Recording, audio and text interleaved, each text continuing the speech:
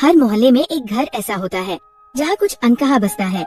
हमारे यहाँ वो घर ठीक मेरे कमरे की खिड़की के सामने था और उस घर में वो थी। पहली बार देखा था जब वो खिड़की पर आई, हल्के गुलाबी रंग की साड़ी में, बाल खुले हुए, एक गीला तौलिया हाथ में। बारिश थमी ही थी। उसकी साड़ी का पल्लू कंधे से ढलक कर कमर तक आ चुका था, जैसे कपड़ा खुद भी उसकी नमी को महसूस कर रहा हो। वो बालों से पानी झटक रही थी और वो बूंदें उसकी गर्दन की झीलों में खो रही थी। मैंने जाने अनजाने अपनी सांसें रोक ली थी, जैसे उस पल की आवाज भी उसकी खुशबू बिगाड़ न दे। उसने खिड़की के पास आकर आंखें मूंद ली और गहरी सांस ली। उसकी छाती थोड़ी सी ऊपर उठी। उसके बदन से कोई फूल नहीं गिरा, पर फिर भी एक सौंधी सी महक मेरे कमरे तक आ गई। मुझे नहीं पता था मैं देख रहा हूँ या बस महसूस कर रहा हूँ। मैं सिर्फ 17 साल का था और उस वक्त मेरी दुनिया किताबों, नोट्स और परीक्षाओं के बीच अटकी थी। पर उस दिन मैंने पहली बार जाना कि कोई नजर भी छू सकती है। हर शाम उसकी खिड़की खुलती और मैं अनजाने ही अपनी किताब बंद कर देता। वो अक्सर साड़ी को कमर पर थोड़ा लपेटती, पल्लू थोड़ा सरकता और मेरी धड़कनों को थोड़ी रफ्तार मिलती। कभी कभी वो बाल बनाते वक्त अपनी हथेलियों से गर्दन पर हाथ फेरती और मेरी नजर वहाँ अटक जाती जहाँ उसकी उंगलियां रुकती थी। वो मुझे देखती थी कुछ देर तक, जैसे जानती हो कि मैं देख रहा हूँ, और फिर भी कुछ नहीं कहती। उसकी वो चुप्पी, वो हल्की मुस्कुराहट मेरे लिए एक रहस्य बन गई थी। मैंने माँ से पूछा था, माँ, सामने जो नई दीदी रहती है उनका नाम क्या है? माँ ने ध्यान दिए बिना कहा, शायद राधिका। पता नहीं, अकेली है, कुछ हुआ है उनके साथ, चुप रहती है। राधिका नाम भी उतना ही मुलायम था जितनी वो खुद। एक रात बिजली गई हुई थी। बारिश फिर से हल्की हल्की हो रही थी। बाहर अंधेरा, भीतर मोमबत्ती। दरवाजे पर दस्तक हुई। मैंने खोला और सामने वो थी। उसकी साड़ी सीने से चिपकी थी। उसके भीगे बालों से पानी अब भी टपक रहा था और उसकी आंखों में कुछ धुंधला सा पर चमकता हुआ था। माचिस है? उसने पूछा, लेकिन उसकी आवाज धीमी नहीं, नर्म थी। मैंने कांपते हाथों से माचिस दी। उसने मेरा हाथ हल्के से छुआ, गर्म, नर्म, और कुछ पल बाद ही छोड़ दिया। वो मोमबत्ती की लौ में खड़ी थी। हल्की बारिश की बूंदें अब भी उसकी पलकों पर अटकी थी, जैसे किसी ने उसे अधूरी नींद से जगा दिया हो। मैंने देखा उसके गीले बाल उसकी गर्दन पर चिपके हुए थे और उसके गले की बाईं तरफ से साड़ी थोड़ी सरकी हुई थी, जिससे हल्के से झांकता उसका गुलाबी ब्लाउज, और उस पर टिके एक काले तिल ने मेरी सांसें रोक दी। तुम्हारा नाम सूरज है ना? उसने पूछा। मैंने हकलाकर कहा, जी हाँ, सूरज। उसने मेरा नाम दोहराया, जैसे कोई किसी पुरानी याद को छू रहा हो।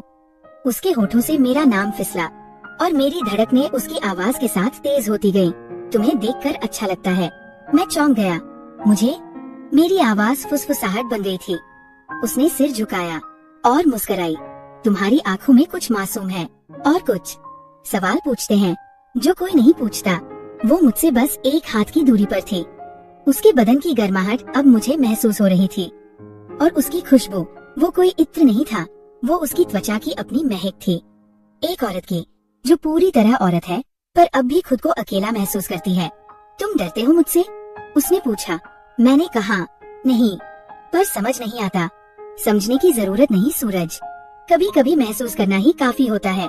वो बात करते हुए धीरे से आगे बढ़ी। उसका हाथ मेरे कंधे पर ठहर गया, बहुत हल्के से, जैसे वो देखना चाहती हो कि मेरा शरीर कांपता है या नहीं। मैं कांप गया था। सर्दी लग रही है तुम्हें? उसने कहा। नहीं, बस शायद। मेरी जुबान उलझने लगी। वो थोड़ी देर मेरे चेहरे को बस देखती रही। उसकी आंखों में कुछ गीला था, कुछ बुझा बुझा, और साथ में एक ऐसी चमक जो कोई सिर्फ अकेलेपन में पाता है। जाओ अब, वरना कोई देख लेगा, उसने कहा, पर उसकी उंगलियां अभी भी मेरे कंधे पर थी। मैंने पीछे कदम लिया और जैसे ही जाने को मुड़ा, उसने धीरे से कहा, कल शाम चाय पीना मेरे साथ, अकेले रहना अच्छा नहीं लगता। मैं कुछ कहे बिना सिर झुकाकर चला गया, पर मेरी पीठ पर अब भी उसकी उंगलियों की गर्माहट बाकी थी। अगली शाम थी। बारिश नहीं थी इस बार, लेकिन बादल जरूर थे और दिल में कुछ गड़गड़ाहट। मैंने अपने बाल ठीक किए, नया कुर्ता पहना और थोड़ी देर दरवाजे पर खड़ा रहा। खुद से पूछता रहा, क्या ये ठीक है? पर उसके कहे वो 3 शब्द, अकेले रहना अच्छा नहीं लगता, मेरे कदम खुद ब खुद उसकी ओर बढ़ा ले गए। दरवाजा खुला। वो अंदर खड़ी थी, हल्के नीले रंग की साड़ी, बिना मेकअप, और फिर भी वो किसी चित्र की तरह लग रही थी। आ गए तुम, उसने कहा, आवाज वही मुलायम, गुनगुनी। वो पल भर को चुप हुई, जैसे मुझे ऊपर से नीचे तक पढ़ रही हो। बैठो, मैं चाय लाती हूँ। मैं कमरे में दाखिल हुआ। कमरा वैसा नहीं था जैसा बाहर से सोच सकता था। छोटा, मगर हर कोने में उसकी मौजूदगी। एक कोने में किताबें थी, दूसरे में एक टूटी हुई बिंदी की डिब्बी, और बीच में 2 कप रखे हुए थे। एक मेरा इंतजार करता हुआ। वो चाय लेकर आई। उसकी उंगलियों में अब भी चाय के भाप की नमी थी। उसने कप मेरी ओर बढ़ाया। हाथ मेरे हाथ से हल्के से छू गया। छोटा सा स्पर्श, लेकिन दिल के भीतर जैसे किसी ने घंटी बजा दी हो। तुम्हें चाय में चीनी कितनी पसंद है? जितनी आँखों में मिठास हो, मैंने कह दिया बिना सोचे। वो मुस्कुराई, आंखें झुक गईं, लेकिन गालों का रंग थोड़ी देर तक गुलाबी रहा। तुम्हारी उम्र के लड़के इतने सीधे नहीं होते, उसने कहा। शायद मैं अकेलेपन में बड़ा हुआ हूँ, मैंने जवाब दिया। वो एकदम शांत हो गई। थोड़ी देर तक बस हम दोनों ने चाय पी और चुपचाप एक दूसरे को देखा। फिर उसने अचानक पूछा, तुम्हें कभी लगा है कि कोई तुम्हें बिना छुए भी अंदर तक महसूस कर सकता है? मैंने कहा, अभी हो रहा है। वो एकदम पास आई। अब हम एक ही दीवान पर थे। उसने मेरी हथेली अपने हाथ में ली। तुम्हारे हाथ बहुत गर्म हैं, दिल भी उतना ही। मैं कुछ कह नहीं पाया, बस उसकी आंखों में डूबा रहा। उसने मेरी हथेली अपनी गर्दन के पास रख दी। ये गर्मी मुझे अच्छी लगती है। बहुत वक्त हो गया है किसी अपने की उंगली तक महसूस किए हुए। उसके बदन से फिर वही महक आ रही थी, सौम्य, धीमी, और फिर भी नशे की तरह असर करती। मगर वो कोई तेजी नहीं चाहती थी। वो बस पल को पकड़ना चाहती थी, जीना चाहती थी, बिना जल्दबाजी के। सूरज, उसने मेरा नाम धीरे से कहा। इस पल में मत सोचो कि मैं कौन हूँ, तुम कौन हो। बस इतना समझो कि कुछ रिश्ते नाम से नहीं, जरूरत से बनते हैं। मैंने सिर्फ सिर हिलाया। वो मेरी कलाई को अपनी हथेली से ढककर बैठी रही। बहुत देर तक कोई बात नहीं हुई, पर उसके स्पर्श ने जैसे मेरी रूह को ढांप लिया था। अगले दिन बारिश का नामो निशान नहीं, मगर आसमान में बादल और मन में बेचैनी थी। मैं उसके घर फिर गया, इस बार बिना बुलाए। बस ऐसे ही दरवाजा खुला और एक अजीब सी खामोशी ने मेरा स्वागत किया। राधिका दीदी, अंदर से आवाज आई, धीमी, टूटी और थोड़ी भारी। बिजली चली गई है सूरज, अंदर आ जाओ। मोमबत्ती जला रखी है। मैं अंदर गया। कमरे में हल्की सी पीली रोशनी, और बीच में वो बैठी थी, घुटनों को मोड़कर, साड़ी की चुन्नटों में खुद को समेटे हुए। उसकी आंखें बंद थी, जैसे कुछ सोच रही हो, या शायद कुछ याद कर रही हो। मैं बिना बताए आ गया, मैंने धीरे से कहा। उसने आंखें खोली। कुछ बताकर आने जैसा अब कुछ बचा नहीं है मेरी जिंदगी में। जो आया है वो अपना है। मैं पास जाकर बैठ गया। कुछ पल यूं ही बीते, फिर अचानक उसने मेरी उंगलियां पकड़ ली। तुम्हारे हाथ में गर्मी है और तुम्हारे अंदर शांति। उसने मेरी उंगलियां अपनी हथेलियों में दबा ली और धीरे से अपने गाल से छुआ। तुम्हें बुरा तो नहीं लग रहा ये सब? उसने पूछा। उसकी आवाज फुसफुसाहट सी थी। मैंने सिर हिलाया। नहीं, कभी कभी इंसान को किसी के सिर्फ पास होने की जरूरत होती है। उसने मेरे हाथ को अपने सीने के पास रखा। धीमी धड़कनों की आवाज मेरे कानों तक आई और बदन की गर्मी मेरी हथेलियों तक। यहाँ, यही जगह सबसे खाली है जहाँ तुमने अभी हाथ रखा है। मैंने उसकी आंखों में देखा। वहाँ प्यास थी, चाहत नहीं, सिर्फ किसी को महसूस करने की प्यास। उसने धीरे से मेरा सिर अपनी गोद में रखा। थक गए हो ना? मैं कुछ कह नहीं पाया, बस उसके बदन की खुशबू में डूबता चला गया। उसके हाथ बालों में चलने लगे, धीरे, बहुत धीरे, जैसे किसी टूटे सपने को सुला रही हो। सूरज, क्या तुम हमेशा रहोगे? जब तक आप मुझे चाहें। मैं चाहूंगी। तब तक ही नहीं, जब तक आपको जरूरत होगी। वो चुप रही, पर उसकी उंगलियां अब भी मेरे बालों में फिसलती रहीं। हर स्पर्श में एक भूला हुआ जज्बा था, हर हरकत में कोई अधूरी रात। मैंने उसके पेट से सिर हटाकर उसकी ओर देखा। वो कुछ देर तक बस मुझे देखती रही, फिर अचानक मेरी उंगली पकड़कर अपने होठों तक ले गई और हल्के से छू लिया। ये जो पल है ना, इसे मैं कहीं लिख कर रख लेना चाहती हूँ। उस रात कमरे में बस एक मोमबत्ती थी और उसके हल्के कांपते हाथों में मेरा चेहरा।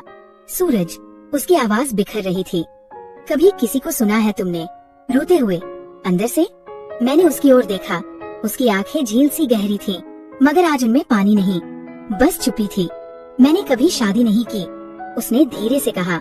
लोग समझते हैं मैं विधवा हूँ।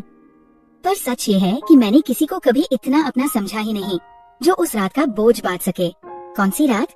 मैंने धीरे पूछा। उसने मेरी उंगलियां अपनी छाती पर रखी। ये जो धड़कने हैं ना, एक वक्त था जब ये बस किसी की सांसों पर चलती थी। मैं भी लड़की थी, 18 की, जब पहली बार किसी ने मुझे छूकर कहा था तू मेरी है। उसकी आवाज कांपी। मैंने खुद को दे दिया, सब कुछ, पूरा। सोचा था यही प्यार है, पर उसके बाद वो चला गया। शायद मेरी देह उसके लिए सब कुछ थी और मेरी रूह कुछ नहीं। मैंने देखा उसकी उंगलियों की पकड़ मेरे हाथ पर कस रही थी। उस दिन के बाद मैंने किसी को पास नहीं आने दिया। पर अब जब तुम होते हो ना, तो सब कुछ ठहर जाता है। तुम्हारी आंखें मुझे फिर से जीना सिखाती है, सूरज। मैंने धीरे से उसके दोनों हाथ पकड़ लिए।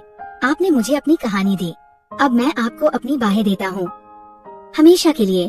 वो फूट पड़ी, बिना आहट के आंसू जो सिर्फ गालों पर नहीं सांसों पर गिर रहे थे। मैंने उसे अपने पास खींचा। हम अब बहुत करीब थे। उसका सिर मेरे सीने पर था और मैं उसकी पीठ सहला रहा था। धीरे, बहुत धीरे। उसके बाल मेरी ठुड्डी से टकरा रहे थे। उसकी उंगलियां मेरी कमर के चारों ओर जकड़ गईं। कभी मत छोड़ना मुझे, सूरज, कभी नहीं। मैं तुम्हें खुद से भी ज्यादा थाम लूंगा, मैंने कहा। उसने चेहरा उठाया। उसकी नजरें अब भीगी थी, पर डर नहीं था उनमें। बस एक चाह थी, पाया जाना। हमारे लबों के बीच सिर्फ एक सांस की दूरी थी। और उस रात की खामोशी में, जब बाहर पूरा शहर सो रहा था, उसने मेरी पेशानी पर एक चुंबन दिया, धीमा, मगर ऐसा जो जिंदगी भर रहता है। अब सब कुछ बदल चुका था। वो कमरा जहाँ सिर्फ चाय की खुशबू आती थी, अब वहाँ 2 धड़कनों की गूंज रहती थी।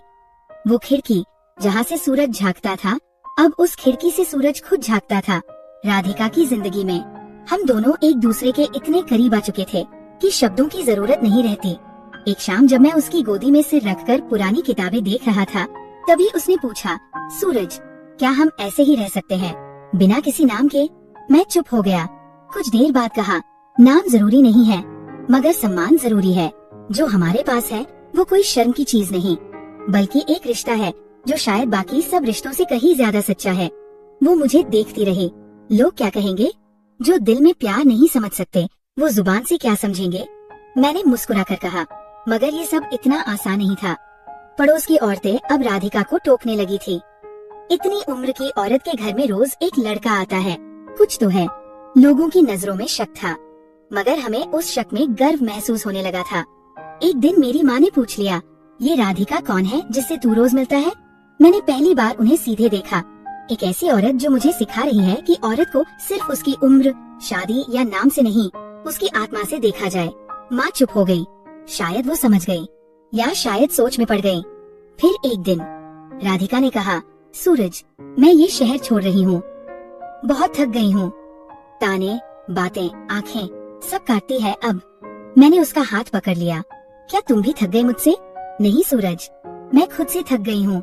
मैंने उसे देखा और पहली बार मैंने राधिका को कमजोर देखा। वो औरत जो मेरे लिए पहाड़ थी, आज बर्फ सी पिघल रही थी। तो चलो, मैंने कहा, इस बार तुम अकेली नहीं जाओगी, मैं साथ चलूंगा। वो मुझे देखती रही और मुस्कुरा दी। तुम्हारी उम्र मेरे गुनाह बन जाएगी सूरज, तो बन जाने दो। अगर गुनाह में इतना सुकून है तो मैं रोज तुम्हारे लिए पापी बनूंगा। अगले हफ्ते हम एक नया शहर चुनकर वहाँ रहने लगे। न कोई पहचान, न सवाल, न जवाब, बस एक कमरा, एक खिड़की और हम 2 लोग। वो अब भी साड़ी पहनती थी, अब भी मुझे चाय बना कर देती थी, मगर अब उसकी मुस्कान में झिझक नहीं, पूरा अपनापन था। एक रात हम दोनों छत पर बैठे थे, आसमान साफ था। उसने कहा, तुम्हें पता है सूरज, पहली बार जब तुम मेरे कमरे में आए थे, तब मैं सिर्फ तुम्हारा अकेलापन पहचान पाई थी, पर अब जब तुम मेरे साथ हो, मुझे अपना अस्तित्व पहचान में आने लगा है। तुमने मुझे सिर्फ छुआ नहीं, मुझे जिया है। मैंने उसकी उंगलियां अपने होठों से छू ली। मैं वादा करता हूँ राधिका, अब चाहे दुनिया कुछ भी कहे, तुम्हें कभी अकेली नहीं छोड़ूंगा, ना मन से, ना शरीर से, ना आत्मा से। वो रो पड़ी, पर इस बार ये आंसू टूटने के नहीं, बल्कि पूरे हो जाने के थे। कभी कभी मोहब्बत उम्र नहीं देखती, हालात नहीं समझती और समाज की सीमाएं नहीं मानती। वो बस होती है, बिल्कुल उसी तरह जैसे सूरज खिड़की से झांकता है, हर रोज, बिना रुके, बिना पूछे, बस उजाला देने के लिए। तो दोस्तों, ये कहानी